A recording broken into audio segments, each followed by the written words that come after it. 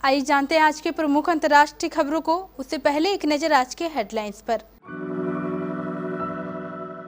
पाकिस्तान से आई सीमा से UP ATS लगातार कर रही है पूछताछ, हर सवाल का मिल रहा है एक ही जवाब। भारत में बनी दुनिया की सबसे बड़ी ऑफिस बिल्डिंग। सियाचिन ग्लेशियर के बंकर में लगी भीषण आग, एक अधिकारी की मौत, 3 जवान घायल। गठबंधन का नाम इंडिया रखने का किसने दिया प्रस्ताव, क्यों नाराज हुए नीतीश कुमार। उद्धव ठाकरे और आदित्य ठाकरे ने अजित पवार से की मुलाकात। एजेंट का कोई काम नहीं, सहारा की रिफंड पोर्टल पर खुद करे अप्लाई। मॉनसून सत्र से पहले सर्वदलीय बैठक, विपक्ष की मांग पर केंद्र सरकार मणिपुर के मुद्दे पर चर्चा के लिए तैयार। सोना हुआ महंगा, चांदी के भी बढ़े दाम।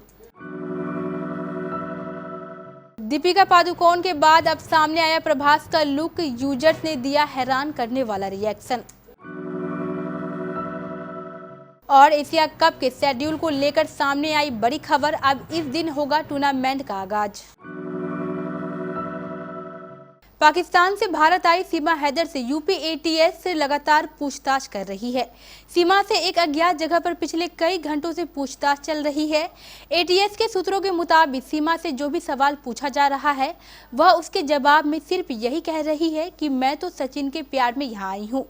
यही जवाब सीमा ने नोएडा पुलिस को भी पूछताछ के दौरान दिया था। इस मामले में सचिन और सीमा को आमने सामने बिठाकर क्रॉस क्वेश्चनिंग की गई, जिसमें अब तक कोई भी बड़ी बात निकलकर सामने नहीं आई है।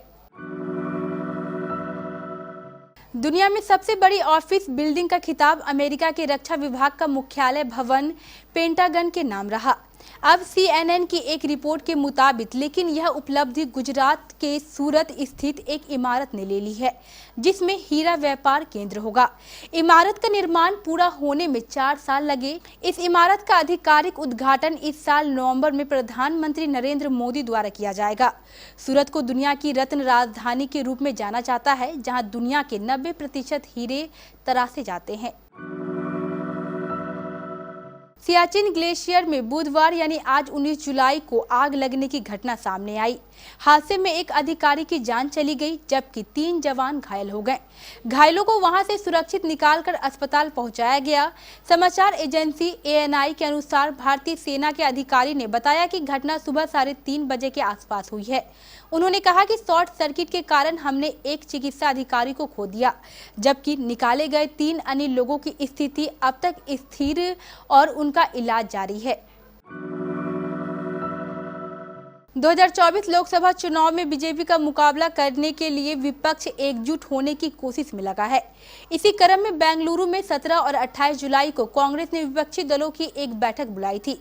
इस बैठक में 26 दलों के नेता शामिल हुए।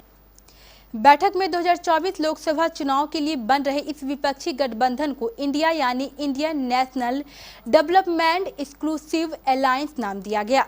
खास बात यह है कि गठबंधन का नाम इंडिया रखने में पश्चिम बंगाल की सीएम ममता बनर्जी और राहुल गांधी की अहम भूमिका रही।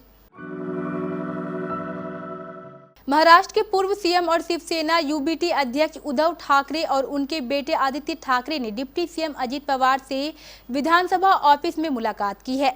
एनसीपी में टूट के बाद दोनों नेताओं की अजित पवार से ये पहली मुलाकात है। महाविकास अघाड़ी की सरकार में अजित पवार मंत्री थे, उनके पास तब भी वित्त मंत्रालय था। मौजूदा एकनाथ शिंदे की सरकार में भी अजित पवार वित्त मंत्री है। गौरतलब है कि उद्धव ठाकरे और अजित पवार की मुलाकात ऐसे समय में हुई है जब महाराष्ट्र में एनसीपी 2 भागों में बढ़ चुकी है।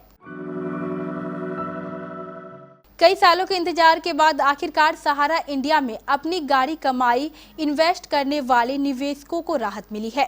सरकार ने निवेशकों के पैसे वापस करने के लिए सहारा रिफंड पोर्टल लॉन्च कर दिया है। इसके जरिए पैसों की वापसी बेहद आसान होगी और 45 दिनों में आप अपना फंसा हुआ पैसा निकाल सकेंगे। इस प्रक्रिया के लिए आपको किसी एजेंट की जरूरत नहीं पड़ेगी, बल्कि घर बैठे लैपटॉप, कंप्यूटर या फिर मोबाइल फोन से ही आप आसानी से अप्लाई कर सकते हैं। 20 जुलाई से शुरू हो रहे मानसून सत्र से पहले बुधवार यानी आज 19 जुलाई को केंद्र सरकार की तरफ से बुलाई गई सर्वदलीय बैठक हुई। बैठक में सत्र से संबंधित कई मुद्दों पर विचार विमर्श हुआ। सूत्रों के मुताबिक केंद्र सरकार ने सर्वदलीय बैठक के दौरान सभी दलों को सूचित किया कि सरकार मणिपुर मुद्दे पर चर्चा के लिए तैयार है। वहीं विपक्ष ने महंगाई पर भी चर्चा की मांग उठाई है।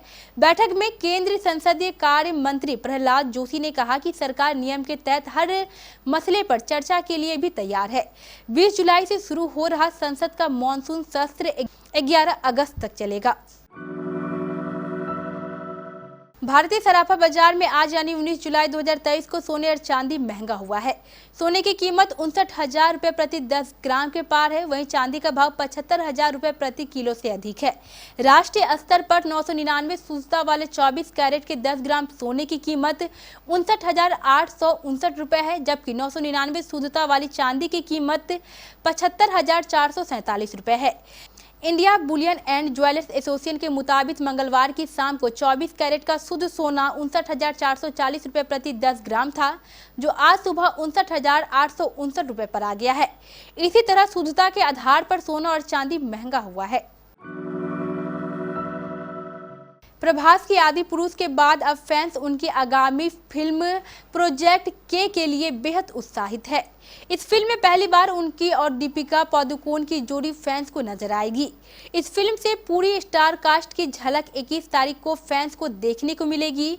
कुछ समय पहले ही वे जयंती मूवीज ने फैंस की बेसब्री बढ़ाते हुए बताया था कि जल्द ही फिल्म से प्रभास का पहला लुक ऑडियंस के सामने आने वाला है, और अब वह पल आ चुका है क्योंकि मेकर्स ने फिल्म से प्रभास का पहला लुक आउट कर दिया है। एशिया कप 2023 के शेड्यूल का आधिकारिक ऐलान अब से कुछ ही घंटे बाद होने वाला है। इससे पहले सूत्रों के मुताबिक बता दें, शेड्यूल को लेकर अहम जानकारी सामने आई है। उनके अनुसार एशिया कप का आगाज 30 अगस्त से होगा। पहला मैच पाकिस्तान और नेपाल के बीच मुल्तान में खेला जाएगा, जबकि फाइनल मैच 17 सितंबर को खेला जाएगा।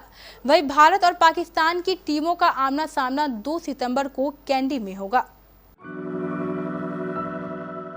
अंतर्राष्ट्रीय खबरों के बाद स्थानीय खबरों को जानने के लिए चलेंगे प्राइम स्टूडियो।